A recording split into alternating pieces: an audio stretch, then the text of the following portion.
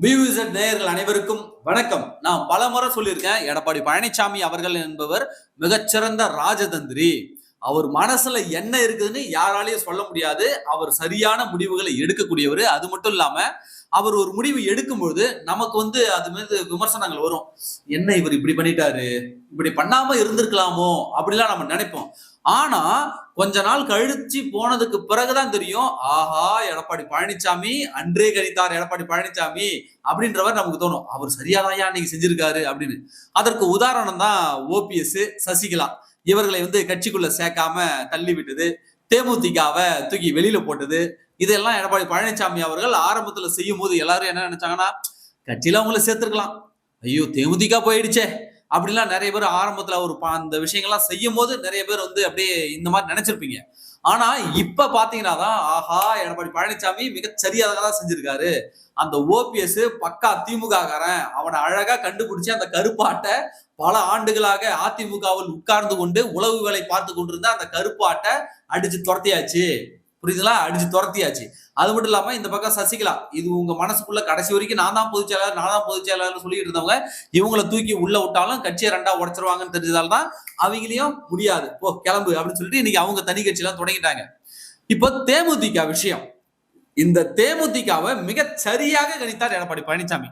அதை பற்றி தான் இந்த காணொலியில நாம இன்னைக்கு விரிவாக பார்க்க போகிறோம். இது வரைக்கும் நம்முடைய இந்த புதிய யூடியூப் சேனலை நீங்க சப்ஸ்கிரைப் பண்ணாம இருந்திருந்தா மறக்காம சப்ஸ்கிரைப் பண்ணுங்க. அப்படியே பக்கத்துல இருக்க அந்த பெல் சிம்பலையும் கிளிக் பண்ணிட்டீங்கன்னா நம்ம போடுற வீடியோக்கள் உடனடியாக உங்களை சேரும். தேமுதிக அதிமுகவில இருந்து விலகி போகும்போது நிறைய பேர், என்னங்க கூட்டணியில இருந்து ஒருத்தங்களா போறாங்க, தேமுதிக போகாம இருந்திருக்கலாம், தேமுதிகவை ஏதாவது ஆஃபர் கொடுத்து அவங்கள தக்க வச்சிருந்திருக்கலாம் அப்படிலாம் நிறைய பேர் விமர்சனம் பண்ணாங்க. ஆனா எடப்பாடி பழனிசாமி அவர்கள் அலட்டிக்காம அவர் வேலையை பார்த்துட்டு இருந்தாரு. அப்போ எல்லாருக்கும் தோணி இருக்கும், என்ன இந்த மனுஷன் கம்முன்னு அவர் வேலையை பார்க்கிறாரு அப்படின்னு உங்க நிறைய பேருக்கு தோணி இருக்கும். ஆனா எடப்பாடி பழனிசாமி அவர்கள் மிக சரியாக கணித்திருக்கிறார். இந்த தேமுதிக என்பது எக்ஸ்ட்ரா லக்கேஜ். எப்படி தேமுதிக என்பது எக்ஸ்ட்ரா லக்கேஜ். இவங்களுக்கு 15 சீட்டு 12 சீட்டு கொடுக்கறதுக்கு அதுல நாம நின்று 6 ஜெயிச்சா கூட பரவாயில்லையே, எதுக்கு அவங்களுக்கு கொடுத்து அவங்க தோக்க போற ஆட்களுக்கு எதுக்கு நாம கொடுக்கணும்? அது மட்டும் இல்லாம அவங்களுக்கு அந்த அளவு ஓட் பேங்க் கிடையாது. அந்த அளவுக்கு ஓட் பேங்க் கேப்டன் அவர்கள் இருந்த போது இருந்த ஓட் பேங்க இவர்கள் கட்சியை கூறு போட்டு வித்துட்டாங்க இவருடைய சொந்த நலனுக்காக. அதனால தொண்டர்கள்லாம் அப்படியே மாறி மாறி போயிட்டாங்க. இப்போதைக்கு இருக்கிறது கேப்டனுடைய உண்மையான தொண்டர்கள். அவங்கதான் கொஞ்சம் பேர், அந்த நிர்வாகிகள் மட்டும் தான் கொஞ்சம் பேர் ஒட்டிட்டு இருக்காங்க. ஆனால் மக்கள் தேமுதிகவுடன் இல்லை. இதுதான் கலை யதார்த்தம். இவங்களால ஓட்டும் டிரான்ஸ்பர் பண்ண முடியாது. அப்போ ஓட்டும் இல்ல, ஒண்ணுமே இல்ல. அப்போ ஒண்ணுமே இல்லாததுக்கு எதுக்குடா நாம 12 சீட்டு 15 சீட்டு கொடுக்கணும், எதுக்காக ராஜ்யசபா சீட்டை தூக்கி கொடுக்கணும் அப்படின்னு சொல்லிட்டு தான் எடப்பாடி பழனிசாமி அவர்கள் நீங்க எவன்ட்டாலும் பேசிக்குமான்னு சொல்லிட்டு ஷட்டரை சாத்திட்டாரு. நம்ம முன்னாடியே சொல்லிருந்தோம், எடப்பாடி பழனிசாமி தேமுதிகவோட பேசுறத விட்டே போயிட்டாரு, கதவு சாத்திட்டாருன்னு. அப்புறம் ஒரு வாரம் கழிச்சுதான் இவங்க திமுகவுக்கு போனாங்க. அதை நம்ம முன்னாடியே சொல்லியிருந்தோம், இந்த மாதிரி சாத்திட்டாங்கன்னு சொல்லிட்டு. அது நடந்துருச்சு. சரி, அதிமுக வேணான்னு தூக்கி போட்டுருச்சு. அவங்களால ஒரு யூஸும் கிடையாது, 10 பைசாவுக்கு புண்ணியம் இல்ல, அம்மன் ஜல்லிக்கு பிரயோஜனம் தூக்கி போட்டுருச்சு. அதை கொண்டு வந்து திமுக, நாங்க பாருங்க அதிமுக கூட்டணியில ஒட்டச்சைங்க கூட சேர்த்துட்டோம் அப்படின்னு ஒரு விளம்பரத்துக்காக தூக்கிட்டு வந்து வச்சுக்கிட்டு இன்னைக்கு கூட்டணிக்குள்ள குத்துதே கொடாயுதேன்னு கத்திக்கிட்டு இருக்காங்க. இன்றைக்கு தேமுதிகவால் மிகப்பெரிய பஞ்சாயத்து திமுக கூட்டணிக்குள்ள வெடிச்சிருக்கிறது. மிகப்பெரிய பஞ்சாயத்து. ராஜ்யசபா சீட்டு, முதல் விஷயம் ராஜ்யசபா சீட்டு. ஒரு ராஜ்யசபா சீட்டை ஒரு மாநிலங்களவை உறுப்பினர் தேர்ந்தெடுப்பு இருக்கு. 34 அல்லது 32 சட்டசபை உறுப்பினர்கள் தேவை. அப்பனா 34 எம்எல்ஏ தேவைங்க. 34 எம்எல்ஏவுக்கு ஒரு மாநிலங்களவை உறுப்பினர். இதுதான் கணக்கு. அந்த 34 உறுப்பினர்கள் சேர்ந்து வாக்களிக்கிற அளவுக்கு தேமுதிக ஒர்த்தா? சொல்லுங்க பாப்பா. இது ஆல்ரெடி திமுகவில் இருந்து அந்த கூட்டணி கட்சிகளுடைய கண்களை உறுத்துகிறது. நமக்கு ஒரு மாநிலங்களவை சீட்டு தரலையே, எப்படி இவனுங்க நமக்கு ஒரு மாநிலங்களவை சீட்டு தரலையே, நேத்து வந்தவங்களுக்கு மாநிலங்களவை சீட்டு தந்திருக்காங்களே அப்படின்னு சொல்லிட்டு ஆல்ரெடி கூட்டணியில இருந்த அந்த திமுக கூட்டணி கட்சியினுடைய கண்ணை உறுத்துது. அது மட்டும் இல்லாம தேமுதிக ஆரம்பத்துல வரும்போதே திமுக ஆஃபர் என்ன அப்படின்னாக்க 9+1. எப்படி 9+1, 9 சட்டமன்ற இடங்கள், ஒரு மாநிலங்களவை இடங்கள். இதை சொல்லிதான் அவங்க கூப்பிட்டு வந்தாங்க. எதுக்காக இதை சொல்லி அவங்களை கூட்டிட்டு வந்தாங்கன்னா, இது சொன்னதுக்கு அப்புறம் தான் அவங்க கிரீன் சிக்னல் காட்டினாங்க. நம்ம அண்ணையார் எதற்காகனா இவ்வளவு ஆஃபர் கொடுத்தாங்கன்னா, ஓட் பேங்க் 1% கூட ஓட் பேங்க் இல்லாத கட்சி எதற்காக இவ்வளவு ஆஃபரை கொடுத்தாங்கன்னா, அதற்கு ஒரே ஒரு காரணம், காங்கிரஸ் அப்போது இவங்க கூட சண்டை போட்டுட்டு இருந்தது. ஒருவேளை காங்கிரஸ் வெளியில போயிடுச்சுன்னா இவங்களை வச்சு அதை ஈக்குவல் பண்ணலாம், டேலி பண்ணலாம் அப்படின்னு திமுக நினைச்சிருது. கடைசியில பார்த்தா அவங்க எக்ஸ்ட்ரா 3 இடம் வாங்கிட்டு இங்கேயே ஒதுக்கிட்டாங்க, இங்கேயே ஒட்டிக்கிட்டாங்க. அப்ப இவங்களை வெளியில போகணும் திடீர்னு சொல்ல முடியாது. அது மட்டும் இல்லாம இவர்களை கொண்டு வந்ததெல்லாம் ஒரு லாபி அந்த லாபி தான் தேமுதிகவை கொண்டு வந்தது. அந்த லாபி தான் இப்ப ஒரு ராஜ்யசபா சீட்டு வாங்கி கொடுத்தது. அந்த லாபி தான் இவர்களுக்கு இப்போ 9 இடங்களையும் கொடுக்க போகுது. இப்ப வரைக்கும் தேமுதிகவை அழைத்து திமுக கூட்டணி பேச்சுவார்த்தை நடத்தவில்லை, கூட்டணி பேசவில்லை, தொகுதி பங்கீடு செய்யவில்லை. ஏன் சொல்லுங்க பாப்போம்? ஏன்? எதுக்காக? ஆல்ரெடி திமுக கூட்டணியில் இருந்த கட்சிகளை கூப்பிட்டு தொகுதிகளை தியாகம் பண்ணுங்கன்னு ஒரு சீட்டா புடிங்கிட்டு இருக்குது. ஏன்? ரெண்டுத்தையும் கனெக்ட் பண்ணி பாருங்க, இப்ப விவரம் தெரிஞ்சிடும். அதனாலதான் விசிகாவும் கம்யூனிஸ்டுகளும் உஷாராயிட்டாங்க. இந்திய கம்யூனிஸ்ட் கட்சி 3 முறை பேச்சுவார்த்தை நடத்துவதற்கு போனாங்க, தொகுதி பங்கீடு நடத்த போனாங்க. 3 முறையும் உடன்படிக்கை ஏற்படவில்லை. அவர்களுடைய எதிர்பார்ப்பு என்ன என்பதை மு.க. ஸ்டாலின் சொல்லிட்டாங்க. மார்க்சிஸ்ட் கம்யூனிஸ்ட் கட்சி 2 முறை பேச்சுவார்த்தை நடத்த போயிட்டாங்க, தொகுதி பங்கீடு நடத்த. ஆனால் ஒரு முறை கூட, ஒரே ஒரு சீட்டு கூட அங்க தொகுதி பங்கீடு நடைபெறவில்லை. சண்முகம் அவர்கள்லாம் வெளிப்படையாக தங்களுடைய அதிருப்தியை தெரிவிச்சிட்டாரு, அவரும் வந்துட்டாரு. திருமாவளவன் அவர்கள் ஒரே ஒரு முறை தான் போனாரு கூட்டணி பேச. அதன் பிறகு அறிவாலயம் பக்கம் தலை வச்சே படுக்கல. ஏன் சொல்லுங்க? தியாகம் பண்ணுங்க அப்படின்னு உடனே ஆஹா போனோம்னா இருக்கிறதையும் புடிக்கிட்டு விட்டுருவானுங்க அப்படின்னு சொல்லிட்டு அறிவாலயம் பக்கம் இன்னைக்கும் தலை வச்சு படுக்கல விசிகா. இதுதான் நிலைமை. இப்போ இந்த கம்யூனிஸ்டுகளும் விசிகா அவர்களும் இவர்கள் கேட்கக்கூடிய ஒரே ஒரு கேள்வி என்ன தெரியுமா? எதுக்காக நீங்க இன்னும் தேமுதிகவை கூப்பிட்டு ஒரே ஒரு முறை கூட பேசல? அப்போ எங்களெல்லாம் தியாகம் பண்ணுங்கன்னு சொல்லி நாங்க தியாகம் பண்ண சீட்டெல்லாம் புடுங்கி தூக்கி தேமுதிகவுக்கு கொடுக்கறதுக்கு தானே இந்த பிளான் சொல்லிட்டு திமுகவினுடைய பிளானை புடிச்சிட்டாங்க. புடிச்சிட்டதாலதான் இப்பவும் தொகுதி பங்கீடு இழிபறி ஏற்பட்டுக்கிட்டு இருக்கு. முதல்ல தலையை விட்டு ஆடு எது தெரியுமா? இந்திய யூனியன் முஸ்லீம் லீக். அவங்கதான் முதல் ஆடு, தலையை கொடுத்த முதல் ஆடு. 2வது ஆடு மாமக, மனிதநேய மக்கள் கட்சி, அது ஒரு இஸ்லாமிய இயக்க கட்சி. இவங்க 2 பேரும் தான் முதல்ல தலையை கொடுத்தது. அடுத்ததான் வைகோ போய் தலையை கொடுத்தாரு. அவர் பெருமையா வேற சொல்லிட்டாரு, 4 இடங்கள் எங்களுக்கு. போன முறை உனக்கு 6 இடம் கொடுத்தாங்கய்யா, என்னயா இது? போன முறை 6 இடம் கொடுத்தாங்க. இல்ல எங்களுக்கு 4 இடம் கொடுத்துருக்காங்க, அதுல 1 இடம் நாங்க புது சின்னத்துல, தனி சின்னத்துல போட்டியிட போறோம். சரி, மீதி 3 இடம் உதயசூரியன். அப்போ உனக்கு 1 இடம் தானே கொடுத்தாங்க, அது எப்படி 4 இடம்? இல்ல 4 இடம், அதுல 3 உதயசூரியன், 1 தனி சின்னம். அது எப்படியா உன் கட்சி மதிமுகவுடைய சின்னமாகும்? புரியுதுங்களா? அப்போ இப்போ 1 கொடுத்துறாங்க. போன தடவை 6 கொடுத்தாங்க மதிமுகவுக்கு, இந்த தடவை 4 கொடுத்தாங்க. அதுலயும் 3 புடிங்கிட்டாங்க, 1 தான் சொந்த சின்னம்.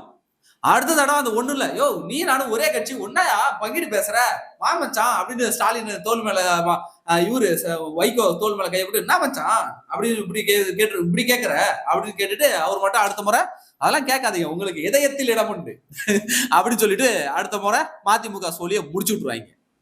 இப்போ கம்யூனிஸ்டுகளுக்கு, இந்திய கம்யூனிஸ்டுக்கு 4 இடம் திமுக ஆஃபர், மார்க்சிஸ்ட் கம்யூனிஸ்டுக்கு 5 இடம், பிசிகாவுக்கு 6 இடம். இதை தாண்டி உங்களுக்கு இல்ல அப்படின்னு சொல்லிட்டு ஸ்ட்ரிக்டா சொல்லிட்டு திமுக உக்காந்து இருக்கு. இவங்க எங்க போயிட போறாங்க? இவங்களுக்கு என்ன ஆப்ஷன் இருக்கு? அந்த பக்கம் பாஜக இருக்கு, அந்த பக்கம் போவாங்களா? திரும்ப போவாரா? போக மாட்டாரு. சரி, இந்த பக்கம் விஜய் இருக்காரு, புது தம்பி நம்பி இவங்க போயிடுவாங்களா? எங்க போறாங்க? வந்தா நமக்கு தான் வந்தான்னு சொல்லிட்டு இந்த மமதையில ஸ்டாலின் உட்கார்ந்து இருக்கிறார். அப்போ எங்களெல்லாம் தியாகம் பண்ணுங்கன்னு சொல்லிட்டு எங்களுடைய சீட்டுகள் எல்லாம் பிடிக்கி அதை நீங்க தேமுதிகவுக்கு கொடுக்க பாக்குறீங்க. அந்த தேமுதிகவுக்கு என்ன ஓட் பேங்க் இருக்கு? அவர்களுக்கு என்ன கொள்கை இருக்கிறது, கோட்பாடு இருக்கிறது? முதல்ல கட்சி இருக்குதா அவங்களுக்கு? அப்ப எங்க சீட்டை அவங்களுக்காக, புதுசா வந்தவனுக்காக இத்தனை வருஷம் கூட இருந்து எங்களுக்கு துரோகம் பண்ண பாக்குறீங்க, எங்க சீட்டை பிடிங்க அவங்களுக்கு கொடுக்க பாக்குறீங்களான்னு சொல்லிட்டு இன்றைக்கு விசிகாவினரும் கம்யூனிஸ்ட் கட்சியினரும் போர்க்கொடி தூக்கி இருக்கிறார்கள், முறுக்கிக்கிட்டு நிக்கிறாங்க.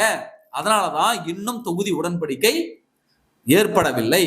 தேமுதிகவையும் இவங்க கூப்பிடாததுக்கு அதான் காரணம். ஏன்னா தேமுதிகவை கூப்பிட்டு ராஜ்யசபா கொடுத்துட்டோம்.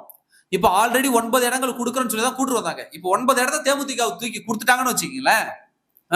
9 இடம் கொடுத்துட்டாங்கன்னா இவங்களும் அதே இடத்த கேட்பாங்க, இரட்டை இலக்கம் கொடு, 10 தொகுதி தான். இல்ல தேமுதிக கொடுத்து எனக்கு 9 தொகுதி தான் சொல்லிட்டு கம்யூனிஸ்டும் விசிகாவும் போர்க்கொடி தூக்க ஆரம்பிச்சிருவாங்க. அப்படி தூக்குனாங்கன்னாக்க யாருடைய சீட்டுல இருந்து எடுத்து கொடுக்கணும் சொல்லுங்க பாப்பா? திமுகவுடைய சீட்டை தான் விட்டு கொடுக்கணும். அப்ப திமுக பெரும்பான்மையான தொகுதியில போட்டியிட முடியுமா? முடியாது. இதுதான் இப்ப சிக்கல். எதுக்காக இப்ப தெரியுதா எதுக்காக எடப்பாடி பழனிசாமி தேமுதிகவை நைசா தூக்கி வெளியில போட்டாருன்னு? வந்து கேக்குறாங்கப்பா மனசாட்சியே இல்லாம 15 சீட்டு கூட தொகுதிக்கு 50 கோடி ரூபாய் கொடுன்னு சொல்லிட்டு எடப்பாடி பழனிசாமி கேக்குறாங்க. ஒரு ராஜ்யசபா சீட்டு கொடுங்கன்னு. எப்படியா மனுஷன் கொடுப்பாரு? அப்படியா போயிட்டு வாமா மகராசி கிளம்பு, கடை சாத்திட்டு கிளம்புன்னு சொல்லிட்டு எடப்பாடி பழனிசாமி அவர்கள் பெரிய கும்பிடா போட்டு பத்தி விட்டாங்க அன்னையார் அவர்களை. அன்னையார் அவர்கள் நேரடியாக இந்த பக்கம் திமுக கிட்ட புகுந்துட்டாங்க. அதாவது ஒருத்தவன் நஷ்டத்துக்கு ஏலம் கேட்டு வாங்கின கதை இருக்குல்ல, அது ஸ்டாலினுக்கு தான் பொருந்தும். இன்னைக்கு வாங்கி வச்சுக்கிட்டு அவங்களை கூட்டணி வச்சுட்டு எவன் சீட்டை எவனத்துல இருந்து புடிங்கி கொடுக்கறதுன்னு தெரியாம இன்னைக்கு விழி பிதுங்கி தவிச்சுக்கிட்டு இருக்கு. வேலியில போற ஓனான பிடிச்சி வேட்டிக்குள்ள விட்ட கதையா விட்டுக்கிட்டு ஐயோ குத்துதே கொடாயுதேன்னு இன்னைக்கு திமுக கதறிக்கிட்டு இருக்கிறது. இன்றைக்கு கம்யூனிஸ்டுகளும் விசிகாவும் இன்றைக்கு போர்க்கொடி தூக்குறாங்க. அது நியாயமும் கூட. ஏன்னா 10 வருஷமா இவங்க என்னென்ன முட்டு கொடுத்தாங்க திமுகவுக்கு, டிசைனா முட்டு கொடுத்தாங்க.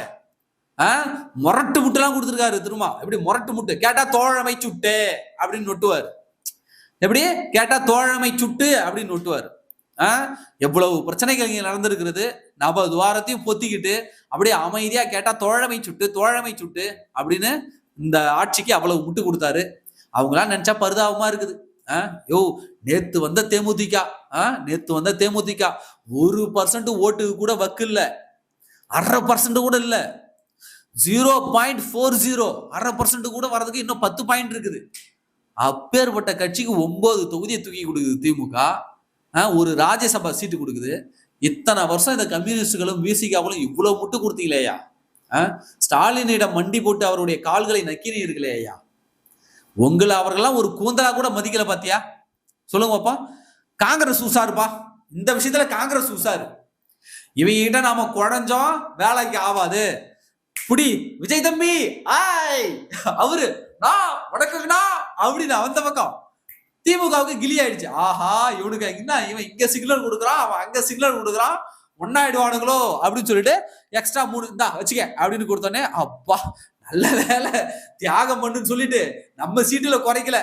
எப்படியோ கத்தி கித்தி அடிச்சு கட்டி பரண்டு உருண்டு இருக்கிற சீட்டை காப்பாத்திக்கிறோம், எக்ஸ்ட்ரா 3 வாங்கிட்டோன்னு சொல்லிட்டு சந்தோஷத்துல இருக்காங்க. அந்த வேலையை கம்யூனிஸ்டும் விசிகாவும் பார்க்கல. அதான் இப்ப பிரச்சனை.